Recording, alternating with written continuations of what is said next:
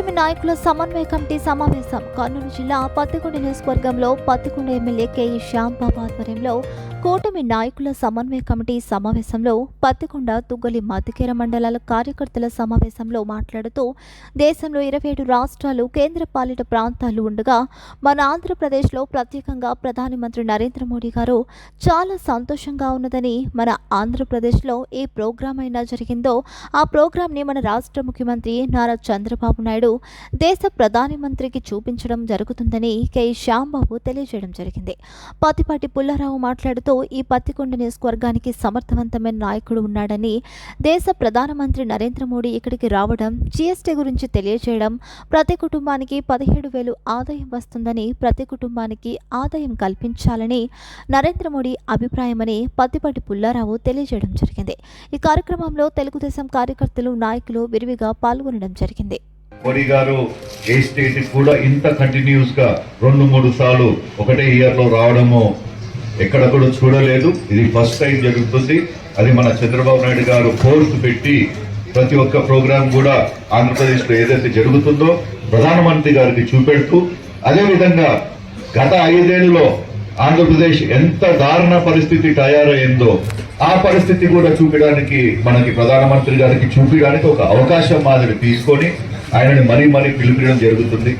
మరి అదే క్రమంగా మనకి ఏదైతే 16వ తారీఖు ప్రోగ్రాం ఉందో దానికి అబ్జర్వర్ గా మా పెద్దలు పత్తిపాటి పుల్లారావు గారు, అలాగే అక్కడ నుంచి మన తాడేపల్లిగూడెం కాడ నుంచి మన కోసం రావడం జరిగింది. వలవల మల్లికార్జునరావు గారు, అంటే బాబ్జీ అని పిలుస్తారు. వీళ్ళందరూ కూడా సీనియర్లు. మరి వీళ్ళు కూడా మనకి 2-3 ఏదైతే ఎలా అయితే చేయాలో మనం ఇప్పుడు ఏదైతే ప్రోగ్రామ్ కి మన ఇబ్బంది తగ్గిస్తూ కొన్ని ఐడియాలు కూడా ఇస్తారు. మరి ఈ ప్రోగ్రామ్ పెట్టినా మననే ఒకసారి మనము బిరా రవిచంద్ర గారు వచ్చినప్పుడు ఒకసారి మరి పెట్టుకున్నాం. మరి ఇంకొకసారి పెట్టడం ఏంటంటే పత్తికొండ ఇప్పుడు దాకా కూడా మన డిస్ట్రిక్ట్ లో ఎన్ని ప్రోగ్రాంలు అయితే జరిగినాయో ప్రతి ఒక్కసారి కూడా పత్తికొండ మొదటి అంజలో ఉన్నాం మనం. అదేవిధంగా ఈ మొబిలైజేషన్ లో కూడా మనకి 30,000 టార్గెట్ ఏదైతే ఇచ్చారో మీరు పెంచుతారంటే మీరు పెంచుకోండి. ఆ బస్సులు గిస్సులు కూడా ఏర్పాటు సౌకర్యం వగరా మనం 100% చేస్తాము. మీరు ఊర్లో వాళ్ళకి కొంచెం చైతన్యవంతులు చేస్తూ వాళ్ళందరినీ కూడా బండిలో ఎక్కించుకుంటే వాళ్ళు వింటే నెక్స్ట్ టైం మరి వాపస్ ఊరికి వచ్చి చెట్ల కింద కూర్చొని దానిపైన డిస్కషన్ జరుగుతుంది. ఎందుకు ఇట్లా వచ్చినారు, ఏం జరిగింది, ఏం చేయడానికి పోతున్నాడు మోడీ గారు, మన ముఖ్యమంత్రి గారు అని చెప్పి ఆ డిస్కషన్ మీరు పెట్టుకోవాలి. మనము జిఎస్టీ తగ్గించాం. ఆ జిఎస్టీ తగ్గించే లోపల చాలా మంది కూడా మన ఊరు చిన్న పల్లెలు కాబట్టి దాని గురించి దాని విలువ కూడా కొంచెం కొంతమందికి అర్థం కావడం లేకపోతుంది. మన స్టేట్ గవర్నమెంట్ కి 8,000 కోట్లు లాస్ అయితేనా కానీ మనము ఎలక్షన్ ప్రామిస్ లో కంపల్సరీగా సరుకుల రేట్లు తగ్గిస్తామని చెప్పడం జరిగింది. అదే క్రమంగా మనం సరుకుల రేట్లు తగ్గించాము. మనం ప్రధానమంత్రి మోడీ గారితో కంపల్సరీగా మాకు ఇది తీసేయాలా, వేవర్ చేయాలని చెప్పి చేయించుకుంటూ వచ్చాం. మరి మోడీ గారు కూడా వచ్చేది ఆ జిఎస్టీ ప్రోగ్రాం పైనే, సీఎం గారు కూడా దానిపైనే వచ్చారు. మీరు దయచేసి ప్రతి ఒక్కరు కూడా ఇంకా మనకు తెలిసిన మనకు అలవాటు ఉండేదే పొద్దున టిఫిన్లు తినాలా, బస్ అయ్యేటువంటి మీ అందరి ప్రీతమ నాయకులు, నాకు మా అన్నగారు కేఈ కృష్ణమూర్తి గారి తనయుడు శ్యాంబాబు గారు యువ నాయకులు, అదే నుంచి ప్రజా స్పందనని నాయకుడు తాడేపల్లి గూడెంలో బాబ్జీ గారు. ఎందుకంటే నేను ఆ 2 జిల్లాల 35 అసెంబ్లీలకి అపోజిషన్ లో కూడా జాయింట్ ఇన్ఛార్జిగా ఉన్నాను నేను. అందుకని మాకు ఆయనకి ఎక్కువ బంధం.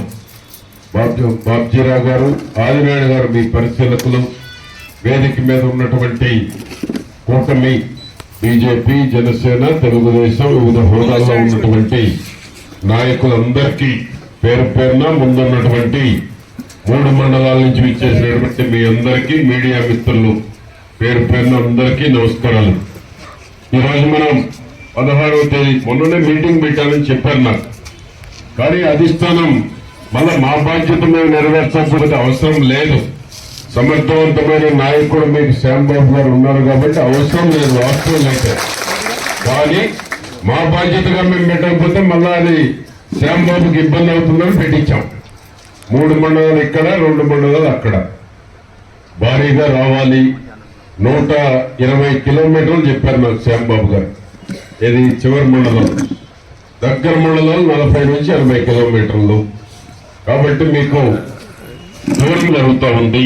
బస్సులు కానీ, ఫుడ్ కానీ అన్ని రకాలుగా మీరు ఎక్కడా ఇబ్బందులు పడకుండా కావాల్సినటువంటి ఫెసిలిటీస్ మీకు ఏర్పాటు చేయడం జరుగుతుంది. దానికి తోడు లోకల్ బాడీస్ కూడా వస్తున్నాయి. 5 మండలాలు ఉన్నాయి, 87 పంచాయతీలు హ్యామ్లెట్స్ తో కలిపితే 180, 190 దాకా ఉన్నాయి. తండాలన్నీ కలుపుకుంటే నేను మంత్రిగా ఉన్నప్పుడు డ్యామేజ్ అప్పుడు కొన్ని గ్రామాలు తిరిగాను నేను కూడా. ఇక్కడ ఏది కావాలంటే అది ఆనాడు ఉన్న వస్తువులు బట్టి అన్ని కూడా ఏర్పాటు చేయడం జరిగింది. పత్తికొండ నియోజకవర్గానికి ఆనాడు కేఈ కృష్ణమూర్తి గారి యొక్క మా అన్నగారి ఆధ్వర్యంలో ఏదైతే ఇచ్చాము. ఇక్కడ ఆ విధంగా ఎక్కువ గ్రామాలు ఉన్నాయి కాబట్టి గ్రామానికి ఎన్ని బస్సులు కావాలి, వారి ఫోన్ నంబరు, ఆ ఫార్మెట్ అంతా కూడా మీకు ఇచ్చారు. అవన్నీ ఎవరికోరు బాధ్యత తీసుకోవాలి. ఈ సమావేశానికి ముఖ్య ఉద్దేశం ఏంటంటే జీఎస్టీ విస్తృతంగా ప్రచారం కూడా జరగాలనే ప్రధానమంత్రి గారు వస్తున్నారు. దేశమంతా తిరుగుతున్నారు. 27 రాష్ట్రాలు, కేంద్ర పాలిత ప్రాంతాలు అన్ని కూడా ప్రధానమంత్రి గారు తిరిగి జీఎస్టీ వలన ఒక్కొక్క కుటుంబానికి 15,000 ఆదాయం వస్తుంది, ఆ వచ్చేటువంటి సేవింగ్స్ ని ప్రచారం చేయాలి, పెద్ద ఎత్తున ప్రతి ఒక్కరికి చేరాలి. ఈ తగ్గించిన జీఎస్టీ బెనిఫిట్ అనేటువంటిది ప్రధానమంత్రి గారు వస్తే ప్రతి ఒక్కరికి ఇంకా రిజిస్టర్ అవుతుంది అనేటువంటి ఉద్దేశంతో ప్రధానమంత్రి గారు, ముఖ్యమంత్రి గారు, ఉప ముఖ్యమంత్రి గారు, లోకేష్ బాబు గారు అందరూ వస్తున్నారు. దానికి మీకు కూడా ప్రచారం కూడా ఎక్కువ చేయాలి. మనం కూడా మన ప్రభుత్వంలో పెరిగినటువంటి జీఎస్టీ తగ్గించారు కాబట్టి యావరేజ్ 10% నుంచి 15% వరకు కూడా ఈనాడు తగ్గింది మనకి.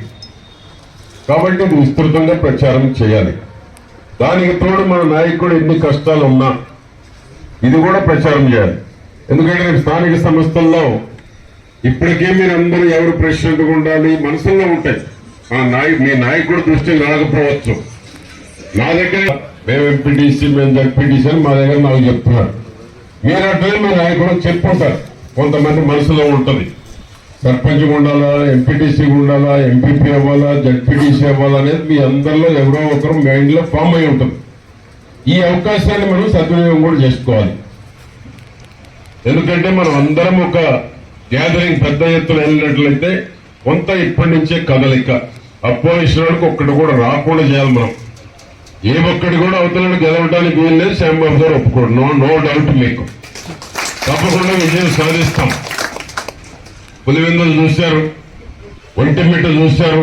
నేను ఒంటిమిట్ట ఇన్ఛార్జిగా పోయాను కాబట్టి ఏ ఒక్కటి వాళ్ళు గెలిచే అవకాశం లేదు. వాళ్ళ నాయకుడి మీద ఆ పార్టీ వాళ్ళకే నమ్మకం లేదు ఎన్ని చెప్పినా. కాబట్టి మనం చేసే పథకాలు, మన నాయకుడి కష్టాన్ని ఇంకా ప్రజల్లోకి తీసుకెళ్ళాలి. అది కొంత లోపం ఉంది మన దగ్గర. ఇంకా డబ్బులు లేకపోయినా ఈ రోజుకు 48,000 కోట్లు పంచారు పెన్షన్. 4,000, 6,000, 10,000, 15,000 డబ్బులు ఉండి కాదు, అప్పు తెచ్చి. అట్లానే బస్సు అన్నిటికన్నా బ్రహ్మాండంగా ఉంది బస్సు. ఈరోజు ఫ్రీ బస్, అవునా కాదు చెప్పండి? ఫ్రీ బస్సు బాగుందన్నాడు చేయొచ్చు. ఎంతమంది ఉన్నారు? అందరూ బ్రహ్మాండంగా ఉన్నారు. కాదు మీరు కూర్చోడానికి అసౌకర్యంగా ఉంది బస్సుల్లో కదా. ఎందుకంటే వాళ్ళు ఫ్రీ కాబట్టి శ్రీశైలం పోయేవాళ్ళు, తిరుపతి పోయేవాళ్ళు, మంత్ర